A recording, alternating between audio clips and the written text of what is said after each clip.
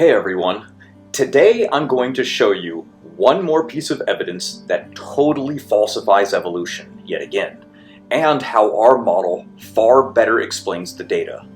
You see, there are two major views when it comes to answering the diversity of life question: young Earth creation and deep time evolution. We both have the exact same evidence, but view them entirely different.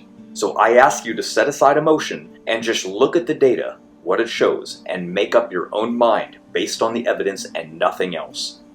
I am going to show you why our view of the past is far better than evolution, and how it not only better answers what we see, but solves the paradoxes that evolution theory runs into. Let me break it down for you this way. When we look into the mitochondria, we go to a specific region called the CO1 gene compartment, also known as cytochrome C. We find that the region is highly conserved, but still accrues mutations rather quickly. When mutations do arise, they do not always mutate in the same spot. This is really good, because it allows us to know what sequences have mutated and which ones have not. Therefore, we can know exactly what are mutations and what are not mutations, so we know what the original sequence looked like. So, how does all this fit together? Well, it comes down to predictions. It was Nathaniel Jensen who predicted that if we looked in the mitochondria, that we would find nowhere near the amount of mutations expected if 7 million years of time had passed. That was predicted in 2015 and published in 2017 in his book Replacing Darwin.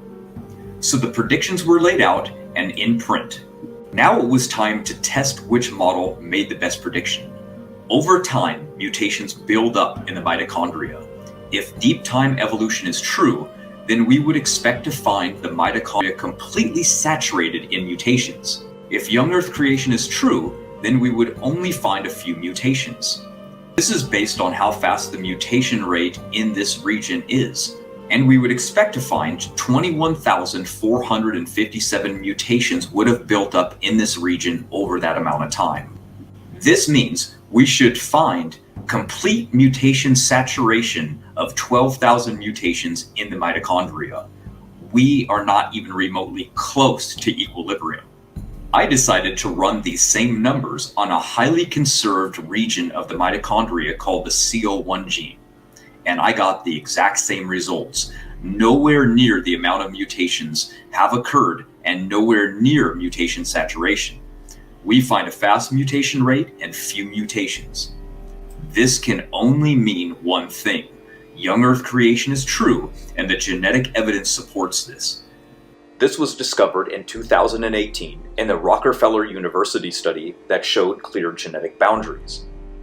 And in that same study, we noticed when we look at humans, we find up to 10 mutations have occurred in this region in some people. When we look at chimpanzees, we find the average is about 65 mutations. So now, let's use the evolutionary timeline and take that back. Not just 200,000 years, when they believe that there was a global ice age that caused a bottleneck to occur, but let's keep going, back 6 to 7 million years, to this elusive split between the human and chimpanzee line. Look at how many mutations would have occurred over that vast amount of time. There's plenty of time for there to be tons of differences between us and them, yet there are so few. They have even admitted that this paradox is perplexing to them. We can read it right here. Unlike our closest genetic relatives, chimps, all humans have virtually identical DNA. In fact, one group of chimps can be more genetically diverse than all 6 billion humans alive today. It is thought we split from a common ancestor with chimpanzees 5 to 6 million years ago, which is more than enough time for substantial genetic differences to develop. So why haven't they? Well, if young Earth creation is true, we would have God creating a fully functional mitochondria, and just a few thousand years until the flood, and just 5,000 years or so until current day. So what makes more sense with the data? It should be obvious. But because evolution is not allowed to view history through the biblical lens of creation, they will never solve their paradox. And this is just one in the long line of problems with evolution theory, and they will never be able to solve it. The evolutionary community even admits that this discovery confounds the prediction made that we should see much more genetic diversity, yet we don't. How have evolutionists tried to deal with and explain this destructive evidence that's against them? Well, it has been ignored overall, with the exception of an atheist blogger who goes by Evograd, and one of the biggest critics of Dr. Nathaniel Jensen's work. After reading his critique, he literally had nothing to save the science. He actually admits that there is far too many differences compared to what we observe. This is why he wrote an entire essay dedicated to both griping about Dr. Nathaniel Jensen's chart showing 21,457 mutations as where we can only see 12,000 mutations, and how often these mutations occur regarding a particular position.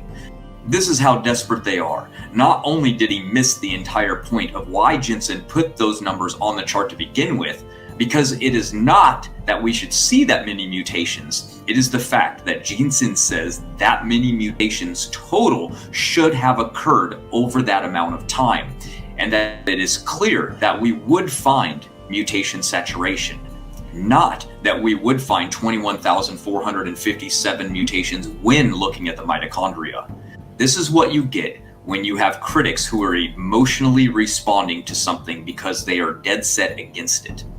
Overall, he ignores the actual problems and hand waves the topic away altogether because of the fact that it is yet again another failed prediction and falsification of evolution. His goal clearly was trying to make everyone reading focus on both Jensen as a person and not the argument itself. This is why he did not answer it, because it cannot be answered in the evolutionary community. As they begrudgingly admit, evolution is unfalsifiable nonsense that is so plastic it can use any evidence for it, and nothing discovered will ever be good enough to falsify it because it's complete pseudoscience. This is why schools teach so little evolutionary science, because it is known as a soft science, all based on hypothetical assumptions about the past using historical science rather than observational. And they even admit that over the last 100 years, biology itself has progressed without any help from evolution theory. None of the fields from molecular biology, biochemistry, physiology don't even take evolution into account at all. Evolution theory really is the origin of nonsense. It holds back actual progress in many fields, and this is why the NIH, or the National Institute of Health, the largest health organization on Earth, uses the biblical young Earth creation model called Mendel's accountant, created by young Earth creationists Dr. John Sanford, Robert Carter, and John Baumgartner. If evolution was true, why would they not use some evolutionary program based on the rate of mutation effects and proliferation spreading through a population over deep evolutionary time? Instead, they used the rate of fast mutation spread through the population, which was predicted by us young Earth creationists. They clearly do not care about the creation versus evolution debate. They just care about what works, and what works is the biblical creation model. We know that Denisovan, Neanderthal, and modern-day man all met one another and interacted. Therefore, that immediately rules out interacting with them before a bottleneck, because, according to evolution, modern humans didn't even exist to interact with. Therefore, we have the smoking gun refuting evolution, and that all of these people were just living together at the same time, and mutation rates show us that there is no possible way that they could have lived before the bottleneck, since they were all on the same side of the bottleneck together, and mutations all line up and take us right back to the same bottleneck together. Now we know that the high amount of mutation accumulation that we see in us and them had to all take place after the bottleneck. And this fits perfectly with what we've been saying all along, based on what we know about isolation, divergence, and population size. So the genetic boundary already existed at the bottleneck. It is the boundary of the genetic differences that separate different kinds. This boundary cannot be bridged by just assuming common ancestry is true and using imagination to bridge these gaps and go back in time before a bottleneck. Then presume something that we've never seen happen today happened back then, such as a common ancestor splitting into different animal families. Believing a split between humans and chimps happened is fine, But it's faith-based and without evidence. As I stated earlier, that if it were true, there would be far more differences if this split actually happened in the deep past. We just don't see that. Nor do we see this convergence in the deep past with any of these so-called splits. Take myocytes, for example, which supposedly split into dogs, bears, cats, mongoose, skunks, otters, badgers, raccoons, hyenas, weasels, polecats, and even aquatic walruses and seals. The genetic convergence doesn't exist for any of these. There is no evidence for it, and there never will be. Do not be deceived.